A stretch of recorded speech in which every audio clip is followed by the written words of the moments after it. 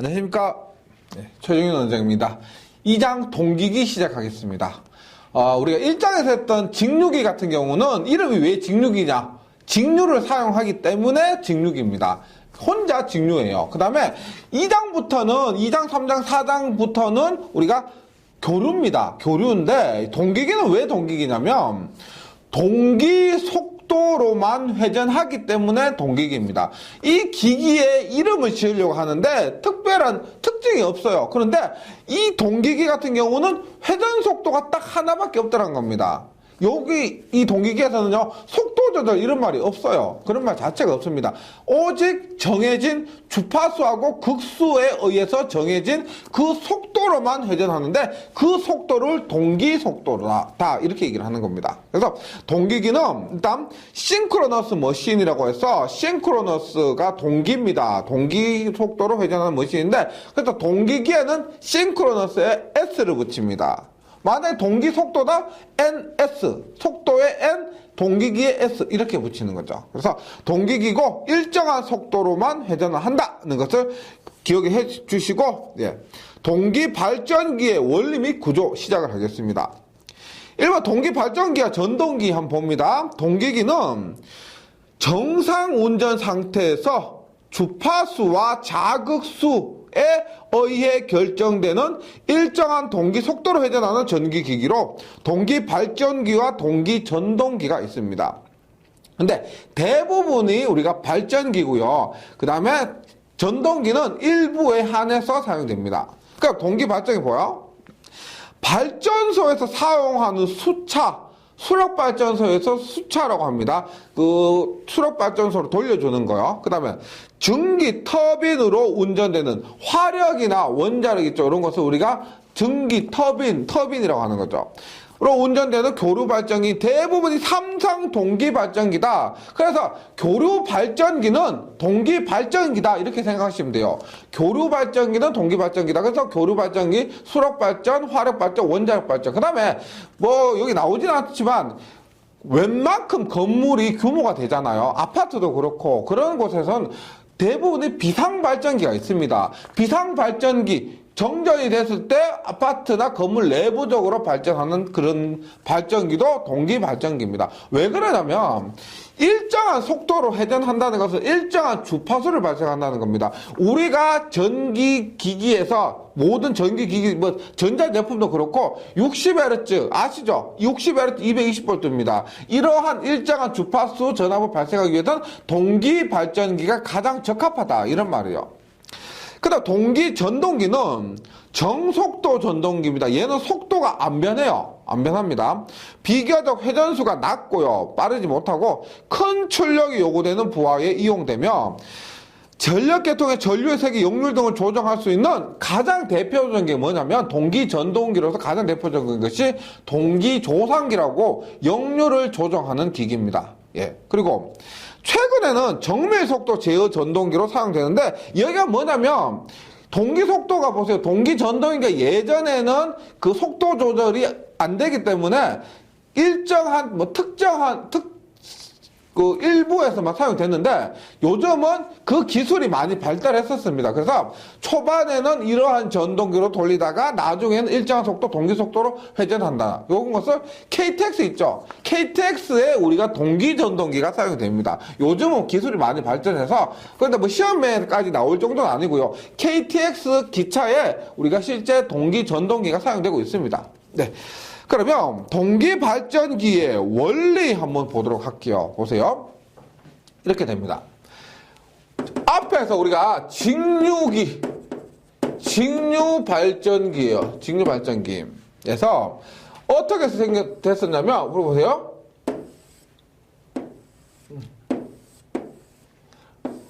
이렇게 됐어. 이렇게. N극, S극이 있었는데 N극, S극에서 여기 보세요. 이럴 때는 지금 계자가 있고요. 요게 전기자인데 잘 아시겠지만 회전 전기자입니다. 전기자가 회전했다는 거예요. 이렇게 됐었습니다. 그런데 동기기는 잘 보세요. 동기기는 똑같이 이렇게 됐는데 보세요. 이렇게 됐는데 지금 이렇게 돼요. N극 S극이고요. 계자고요. 여기에 전기자가 예, 보세요. 회로 이론을 공부하시면 좀 좋겠는데 A상, A-상, B상, B-상, C상, C-상 이렇게 돼요. 그렇게 되면 이렇게 감아놓고 얘를 회전을 시킵니다. 회전을 시키면은 3상 전기가 나와요.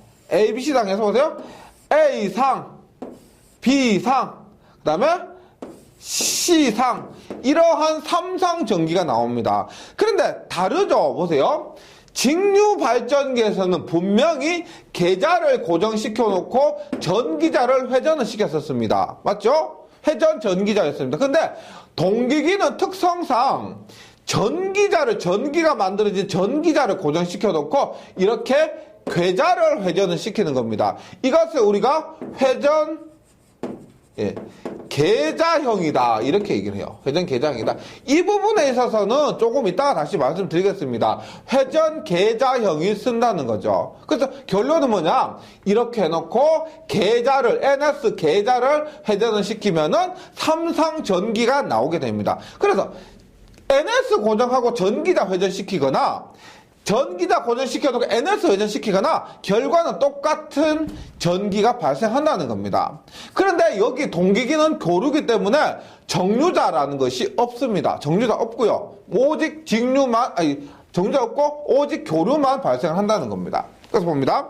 동기발전기 원리는 그림에서 교재에 있는 그림에서 의미하는 건 이거예요. 뭐 참고적으로만 해주시면 되고 이런 전기가 발생한다는 것만 알아주시면 되고 그럼 동기 속도에 대해서 한번 보도록 하겠습니다. 동기 속도 보세요. 우리가 이렇게 볼 수가 있어요. F는 N입니다. F는 N.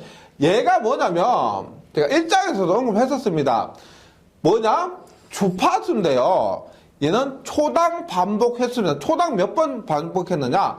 N은 뭐냐면 초당 회전수입니다. 1초에 몇 번 회전했느냐? 그러니까 반복했느냐, 회전했느냐? 똑같은 의미가 된다는 거죠. 똑같은 의미요. 그런데 보세요. 만약에 얘가 보세요. 2극이라면 우리가 극을 얘기할 때는 뭐다? 2극, 4극, 6극 2의 배수가 되는 겁니다. 맞죠? 그래서 요게 극이에요. 극. F는 2극이라면 N과 똑같습니다. 한 번 반복했을 때 1회전이에요. 한 번 반복했을 때 1회전입니다. 그런데 만약에 2극 다음에 4극이죠. 4극이 되면은 2분의 4n, 즉 뭐냐? 회전수보다 주파수는 2배가 더 빨라진다는 겁니다. 주파수가 2배 빨라져요. 그러니까 이런 거죠. 우리가 N, S, N, S 이렇게 돼요. 보세요. 2급밖에 없다고 하면은 한 바퀴가 맞아요. 그런데 여기에선 한 바퀴, NS에 한 바퀴, NS에 한 바퀴 돌았는데 2바퀴 돈 거가 똑같다는 겁니다. 극수에서는. 그래서 제가 뭐 요것만 간단히 설명드리는 건데요. 따라서 보세요. F는 얼마? 2분의 PN 이렇게 되는 거죠. 2분의 PN. 그럼 보세요.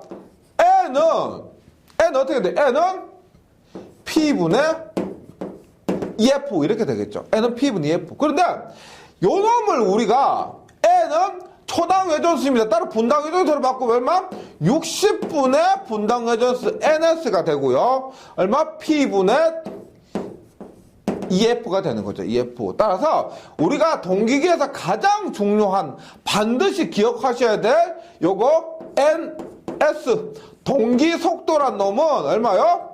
P분의 120F가 되고 RPM이 됩니다. 동기기에서 동기기란 놈의 이름을 결정해줘 요거 있죠. 이름을 결정해도 NS는 P분의 120F다. 반드시 기억을 해주셔야 됩니다. 예, 요거. 그래서 NS는 뭐요? NS는 변하는 게 아닙니다. 극수와 주파수에 의해서 결정이 되는 겁니다. 극수와 주파수에 의해서 결정이 되는 겁니다. 그럼 예를 들어서 보세요. 우리가 S는 P분의 120F요. 그러면 우리나라에서 주파수는 60Hz를 많이 쓰죠. 우리나라에서는요. 물론 50Hz가 시험 문제 나올 수도 있지만 그때는 이렇게 직접 계산을 해보시고 보세요. 60Hz P가 이거 얼마? 2분의 120 곱하기 60 하니까 얼마나? 3600rpm입니다. 2극이면 3600rpm이요.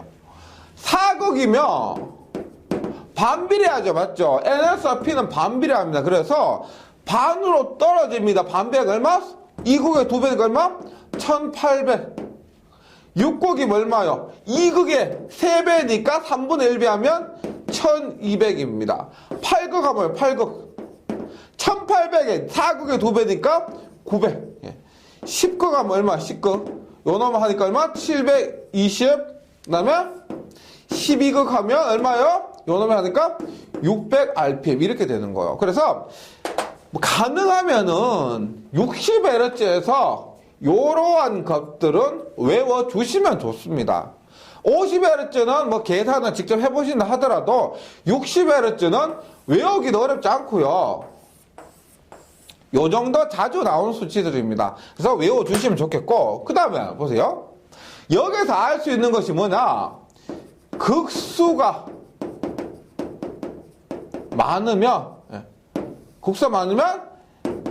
NS가 작고, 극수가 적으면 NS가 크다. 즉, 극수가 가장 작은 2극이 이것보다 더 작은 건 있을 수가 없습니다. 그러면 가장 큰 3600이고 극수가 여기에서 가장 많은 12극이면 600으로서 NS가 굉장히 작다는 겁니다. 요 수치들은 동기기뿐 아니고 뒤에서 유도기를 할 때도 또 나옵니다. 따라서 유도기에서 나오는 수치 두 파트에서 나오기 때문에 외워주시고 이 공식 자체는 굉장히 중요하거든요. 네, 꼭 기억을 해주셔야 되겠습니다.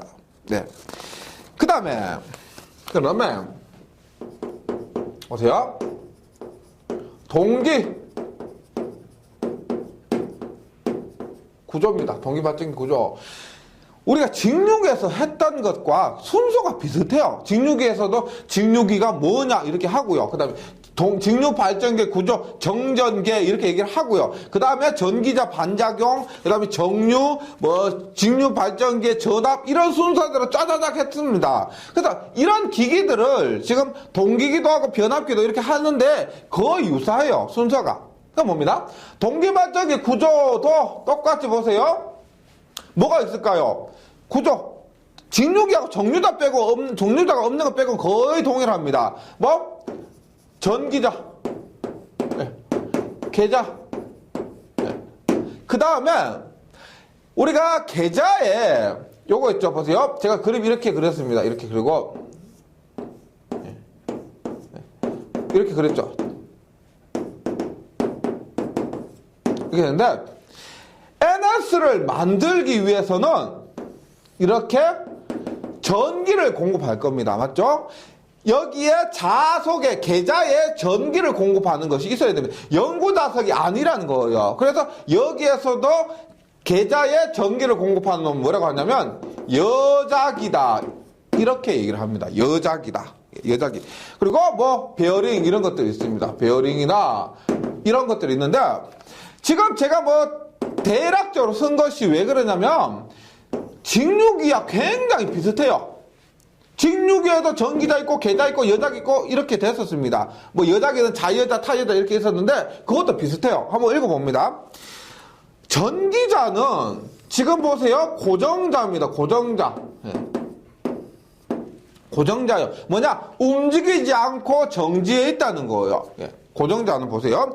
주자석을 끊어서 기전력을 발생하는 건데 전기자의 철심 직육에서 뭐라고 했어요? 우리가 규소광판을 성층해서 쓴다라고 했죠. 여기서도 똑같아요. 두께 0.35에서 0.5mm짜리 규소광판을 규소 함유량은 2에서 4예요. 직육에서보다 더 크죠. 2에서 4입니다. 를 사용해서 얘가 규소광판 사용한 이유는 히스테리시스 감소고요. 0.35에서 0.5mm 이것을 철심을 철판을 성층에서 썼다 이 말이고요. 고정자 안쪽은 홈, 슬롯이요. 슬롯 홈이요. 을 파고 매 장마다 절연하고 성층시켜서 맴돌이 전류의 발생을 방지한다.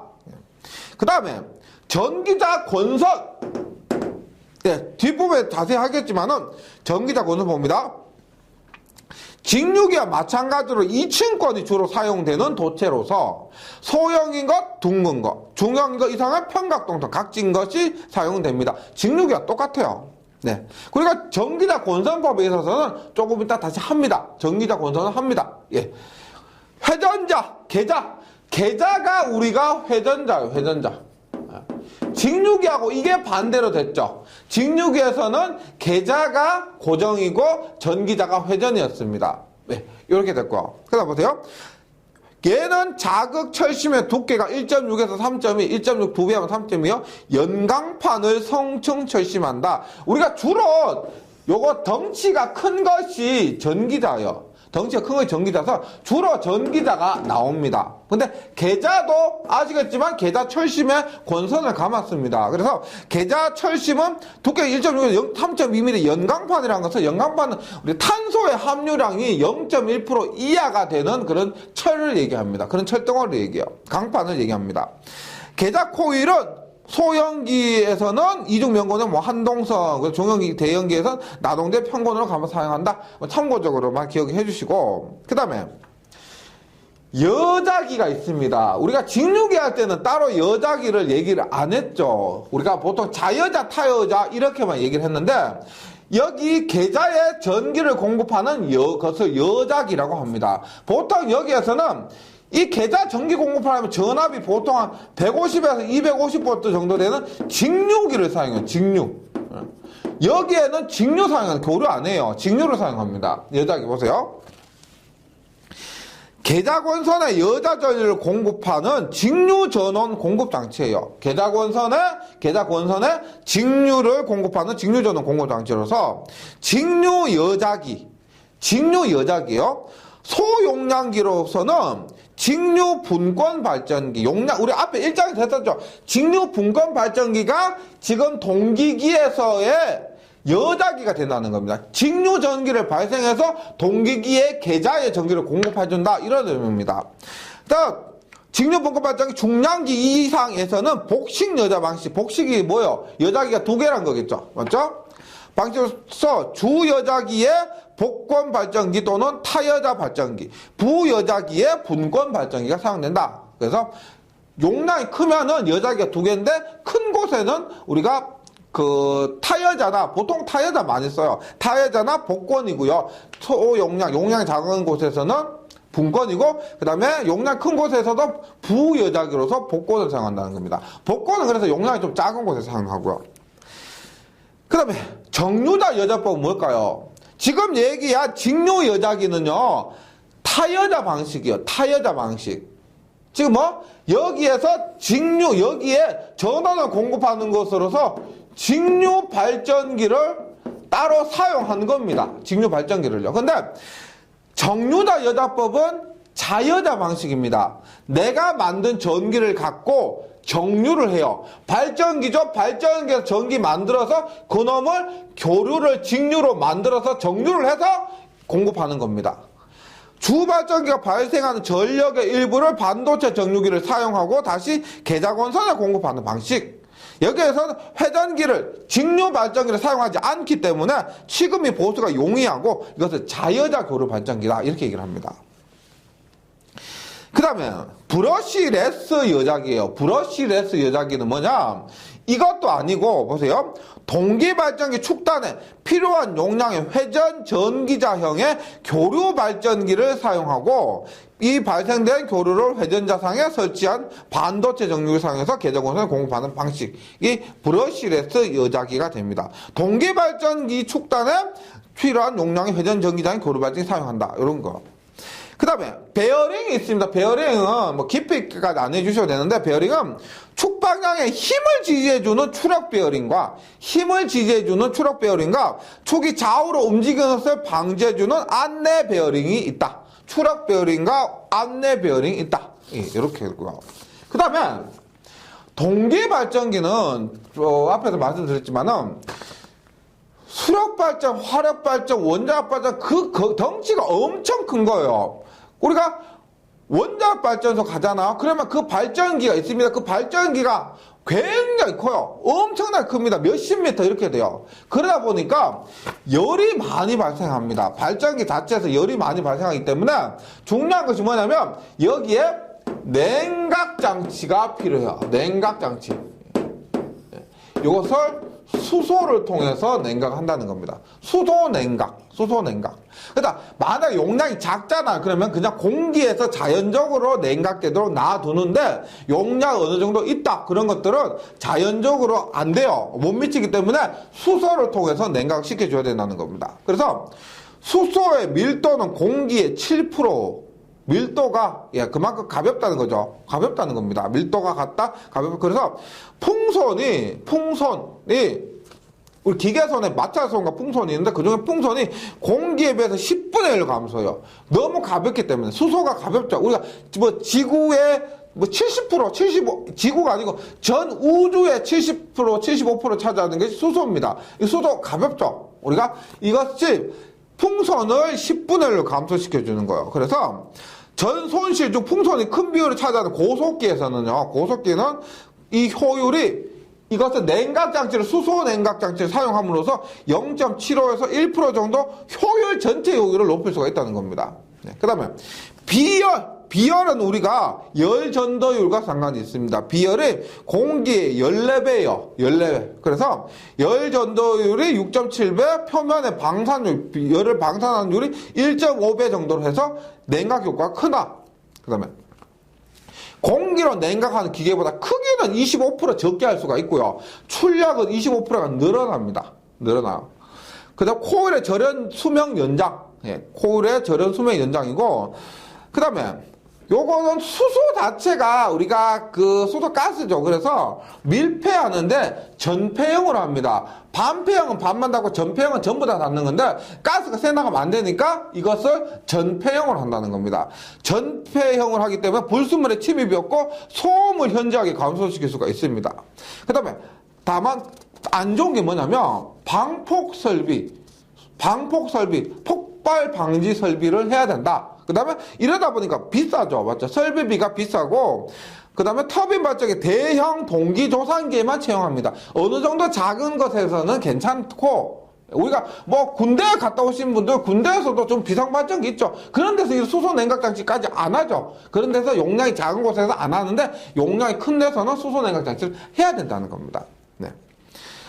그 다음에 동기발전기에 종류가 있습니다. 종류가 있는데 우리가 직류발전기에서도 종류가 뭐가 있었어요? 직류발전기에서 종류가 뭐다? 직과 분차 있었죠. 우리가 직권, 분권, 복권, 그 다음에 뭐 가동복권, 차동복권 이렇게 있었습니다. 여자 방식에 따라서. 맞죠? 근데 지금 동기기에서도 발전기의 종류가 있는데 어떻게 나누느냐? 여기에서는 여자 방식에 따라서 나누기보다는 뭐다? 회전자에 의한 분류가 있습니다. 종류에서 직류 발전기에서는 우리가 여자 방식에 따라서 했는데 지금 여기에서는 뭐에 따라서 회전자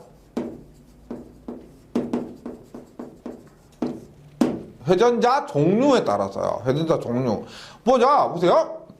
지금 전기자가 고정자고 계자가 회전자였습니다. 그래서 크게 보면 이렇게 돼요. 보세요. 회전 계자형이냐 회전 전기자형이냐 혹은 이도 저도 아니고 전기자가 회전하는 것도 아니고 계자가 회전하는 것도 아니고 둘 다 회전 안 해요. 그리고 나서 뭘 한다? 유도자가 회전하는 거예요.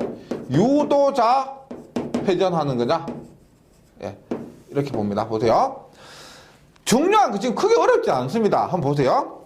회전자에 의한 분류가 있습니다. 회전자의 분류가 있는데 일단 요거 가장 많은 거요. 회전 계자형 동기발전기, 회전 계자형 동기발전기, 계자 NS가 회전한다는 겁니다. 이거 처음 시작할 때부터 조금 이상하셨을 건데 직류기에서는 전기자가 회전했는데 왜 여기 동기계에서는 계자가 회전하느냐 보세요. 우리가 동기 발전기가 만약에 수력 활의 원자라고 했을 때 그때 발생되는 전기가 보통 뭐 15,000V 정도 돼요. 15,000V 정도 되고 전류도 굉장히 커요.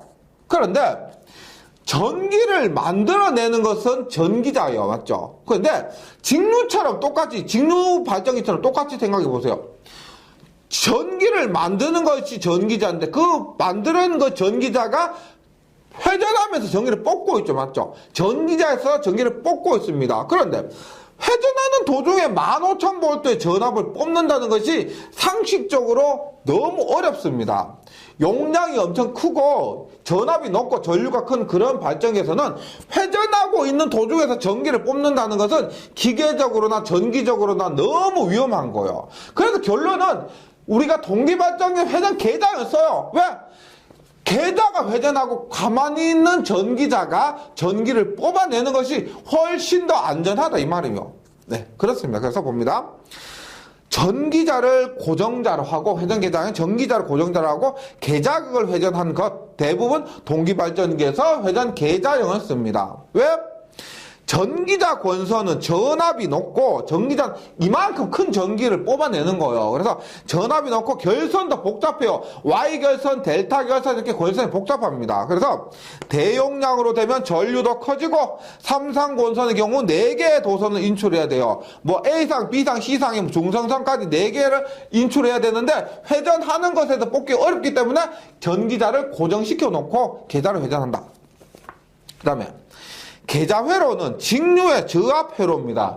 계자는 앞에서 했지만 계자의 여자기를 통해서 직류전압을 공급해요. 직류전압을 공급합니다. 뭐 이것이 뭐 정류자형을 사용하든지 아니면은 직류 발전기를 사용하든지 간에 공급하는데 그때 전압은 뭐 전압 150에서 250V 정도로 크지가 않습니다. 15,000V에 비하면 굉장히 작죠. 그래서 계자 150에서 250V를 넣어주는 계자를 회전하는 것이 훨씬 좋다는 겁니다. 계자회로는 직류의 저압회로이면서 소요 동력이 작고 인출도선 2개, 직류는 플러스 마이너스 2개만 필요하면 되죠. 그 다음에 계자극은 기계적으로 튼튼하게 만드는데 용이합니다. 계자극이 더 간단해요. 간단하고 기계적으로 튼튼하게 만드는데 용이하고 고장 시에 과도한 정도라는 것은 전력공학 시간에 배워요. 고장이 나도 전력을 만들어내고 전력을 보내는 겁니다. 고장이 났다고 해서 전기 못 보내는 것이 아니고 어느 정도 고장은 계속 전기를 송전할 수 있다는 거예요. 그거요.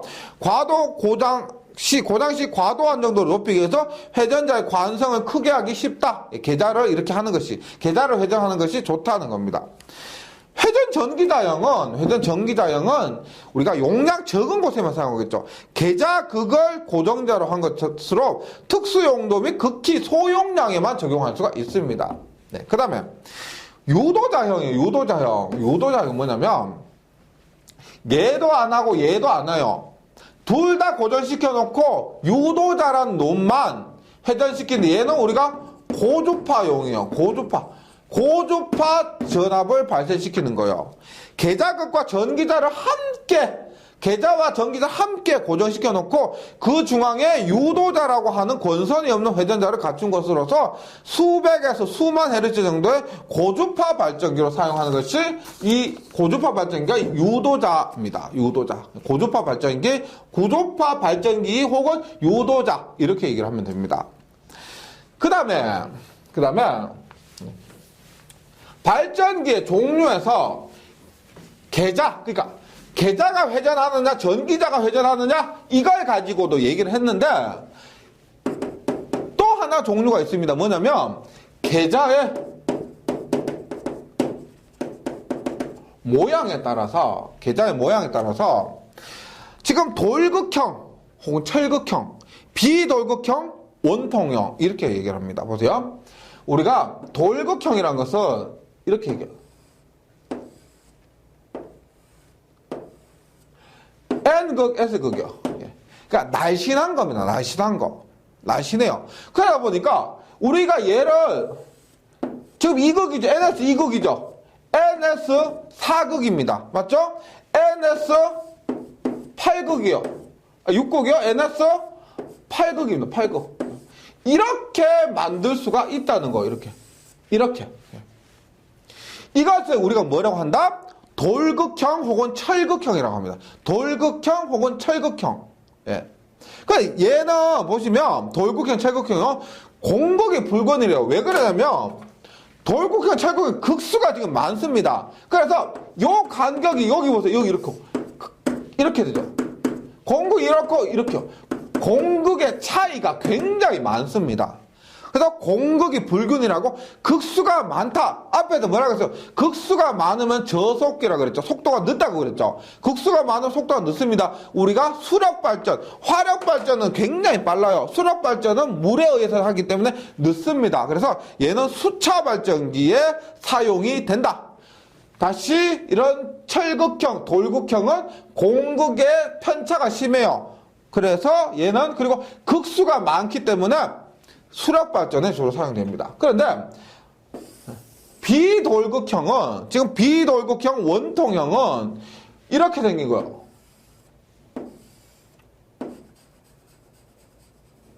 뭐 이렇게.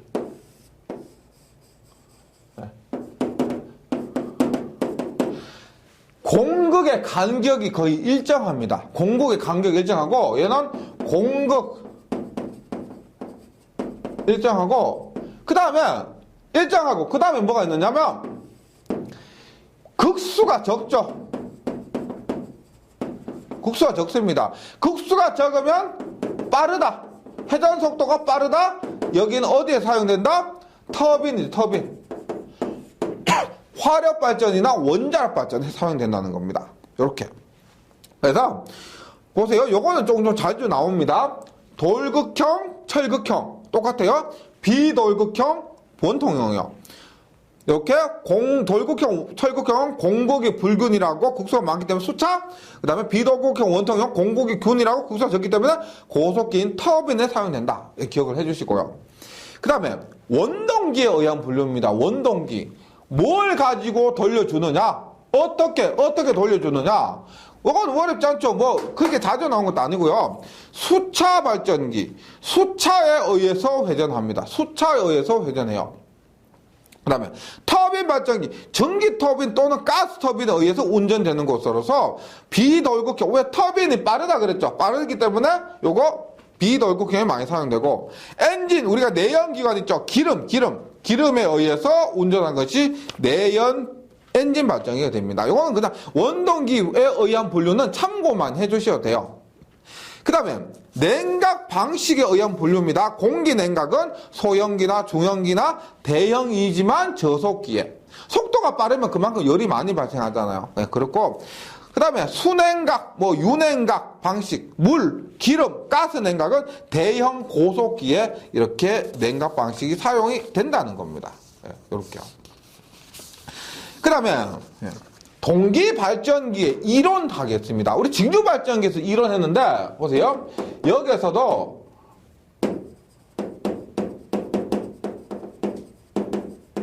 전기자 권선법이 있습니다. 전기자 권선법. 요거 직류에서 했던 거 그대로 한번 갖고 가볼게요. 보세요. 일단 권선법에서는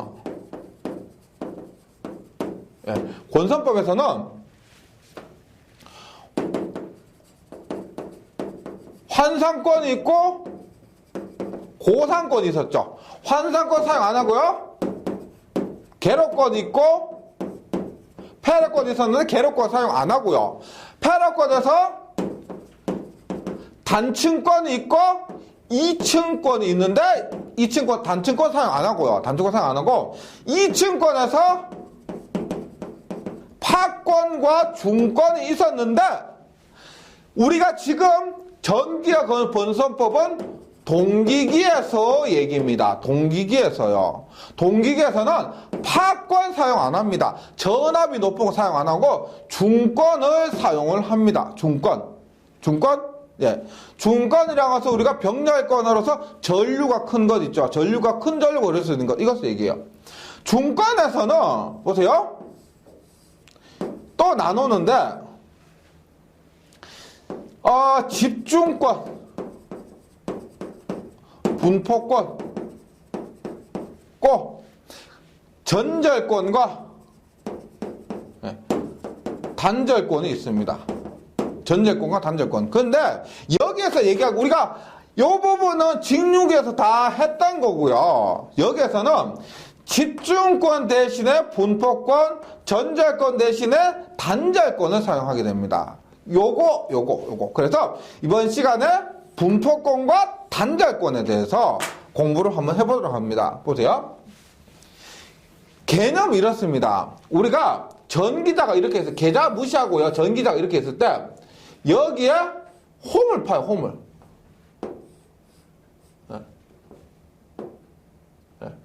이렇게 홈을 파요. 홈을 파는데 이게 슬롯이에요. 슬롯에 권선을 넣습니다. 권선을 넣는데 만약에 3개가 있다고 해요. 3개가 있는데 3개를 이렇게 한 구멍에 넣는 것을 집중권이라고 합니다. 집중권. 그런데 이 3개를 하나 이렇게 나누어 넣는 것을 분포권이라고 해요. 그래서 집중권을 사용하지 않고 분포권을 사용하게 된다는 겁니다. 이 말이에요. 그래서 요 놈을 한번 교재에 있는 걸 읽어보도록 할게요. 전기자 권선법은 단층권과 이층권 요거 하셨고요. 중권, 파권 3건이 있는데 동기계에서는 중권만 사용하고 파권은 사용 안 해요. 쇠권이라는 것은 우리가 체인 와인딩이라고 해서 파권은 체인 와인딩이라고 해서 모양이 체인 모양으로 하는 겁니다. 이거는 파권이나 특쇠권은 동기계에서 특수한 경우만 사용합니다. 그러면 분포권과 집중권 한번 볼게요. 분포권 사용 안 하고 집중권 사용 안 하고 분포권 사용하는데 1극 한상의 코일이 차지하는 슬롯수가 1개가 되는 권선은 집중권, 2개 이상의 분포된 것을 분포권이라 하면서 동기계는 분포권을 사용합니다. 그러니까 이 코일을 나눠서 사용한 것을 얘기한다는 겁니다. 분포권을 사용하면은요, 보세요. 가장 큰 이유가 이겁니다. 집중권을 사용하면 기전력이 커요. 기전력이 큰데, 고주파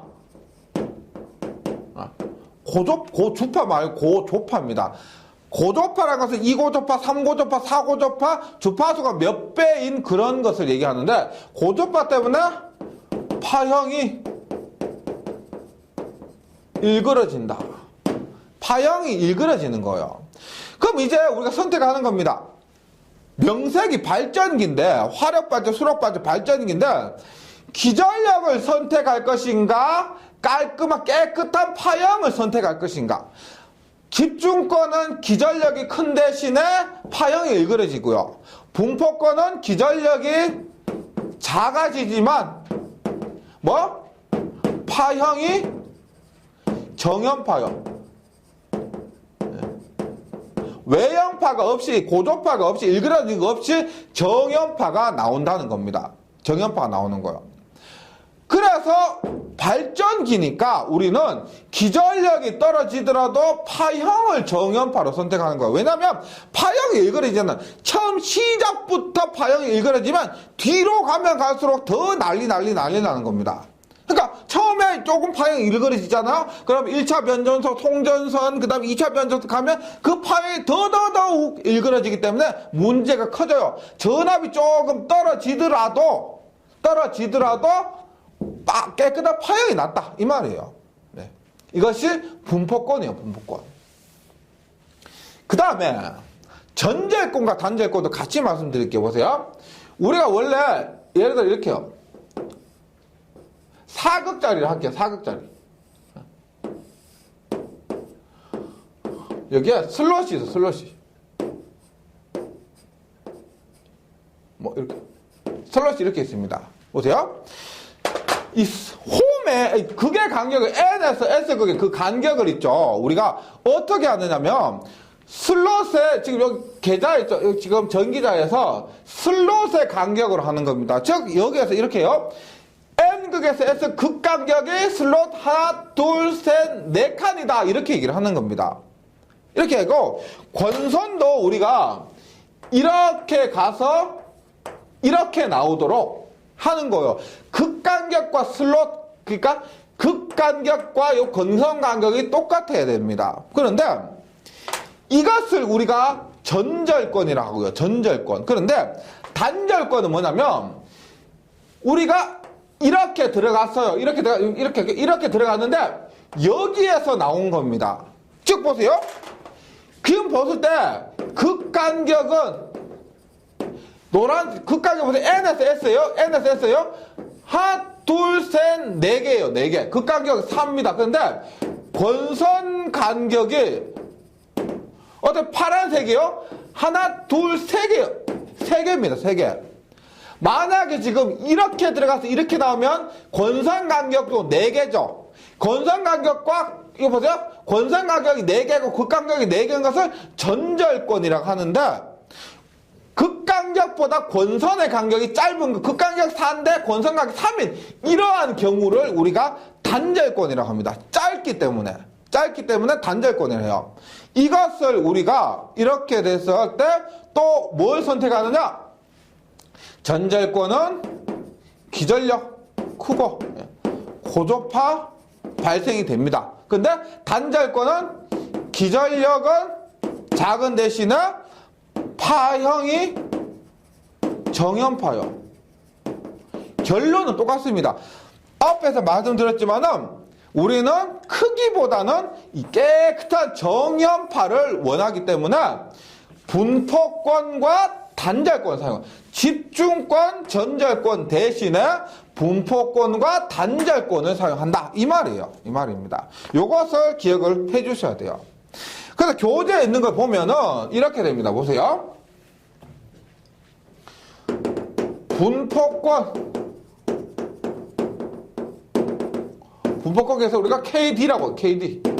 분포권 계수가 뭐냐면 우리가 전절권으로 했을 때 기전력 있죠. 전절권을 했을 때 기전력 분의 집중권을 했을 때 집중권으로 했을 때 기전력 2분의 분포권으로 했을 때 기전력의 비율입니다. 물론 당연히 앞에서 말씀드렸죠. 집중권보다는 분포권이 기전력이 더 작다라고 했죠. 그 값이 더 작습니다. 그래서 이것을 어떻게 된다? 공식 외워주셔야 돼요. 이것이 Q 사인 EMQ분의 8분의 사인 EM분의 파이가 됩니다. 분포권 계수. 예. 요거 많이 보시다 보면 외워질 건데요. 어렵지만은 꼭 외워주세요. Q는 매극 매상당 슬로스입니다. Q는 매극 매상당 슬로스. 따라서 얼마? 극수 곱하기 매극 매상당 상수 분의 슬로스가 되는 거예요. Q는 Q 사인 EM Q분의 8 파이는 3.14죠. 그 다음에 M은 뭐냐? M은 상수가 됩니다. 상수. 그래서 분포권 계수, 집중권을 할 때보다 분포권을 하면 전압이 얼마나 떨어지느냐? 그 값은 이렇게 나타내고요. 여기에서 Q는 매극 매상당 슬로스로 국수 곱하기 상수분의 슬로스고 M은 상수. 뭐냐? 여기 지금 대부분 3상이죠. 3상에서는 3을 대입하게 됩니다. 이렇게 돼요. N차 고조파에서는 딴 거 없이요. 여기에 N파이가 됩니다. N파이만 곱하시면 돼요. 이렇게 되고요. 매극 매상 슬로스 Q는 상수 곱하기 국수분의 상수분의 슬로스고 총 코일수가 있어요. 총 코일수. 예. 총 코일수는 2분의 슬로스 곱하기 지금 층수. 2분의 슬로스 곱하기 층수예요. 무슨 말이냐면은 우리가 슬롯이 이렇게 슬롯이 이렇게 있어요. 예를 들어 보세요. 극수가 이렇게 있고요. 이렇게 있어요. 보세요. 슬롯이 만약에 총 36개요. 36개면 층수 2층권이죠. 그러면 매 슬롯마다 2개가 들어가 있다는 게요. 2개가 들어가 있다는 겁니다. 2개가. 그런데 그럼 얼마?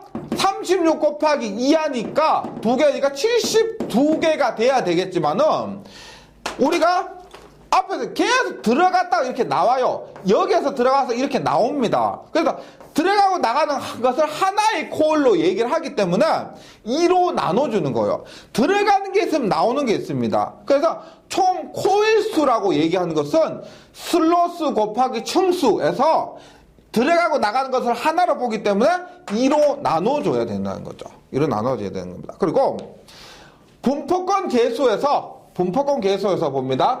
더 특징이 뭐가 있느냐? 일단 고도파의 제거에 의한 파형 개선, 앞에서 했죠? 파형을 개선하는 겁니다. 파형 개선하고 누설 리액턴스가 적다. 왜냐면 우리가 보세요. 지금 앞에서 제가 예를 들었을 때 그 슬롯 하나에 3개가 있으면 자기학에서 배웁니다. L은 L분의 USN의 제곱에 의해서 얘는 3의 제곱에서 9가 돼요. 9. 한 슬롯에 3개가 들어가 있다면 권수가 3개가 있다고 하면 3의 제곱에서 9가 됩니다. 그런데 1 곱하기 3개가 하면 얼마요? 1 곱하기 3, 하나씩 3개가 들어가 있으면 1의 제곱 더하기 1의 제곱 더하기 1의 제곱 하니까 얼마? 3이 되는 거예요. 3이요. 즉 우리가 분포권 계수로 하니까 L 값이 줄어들더라. 리액턴스 A 값 줄어들다. 그래서 인덕턴스 A 값이 줄어들어서 리액턴스가 작아지는 겁니다. 그 다음에 코일에서 열 발산이 고르게 분포되므로 권선의 과열을 방지한다. 이런 거. 우리가 슬롯이 이렇게 있는데 이렇게 있는데 보세요.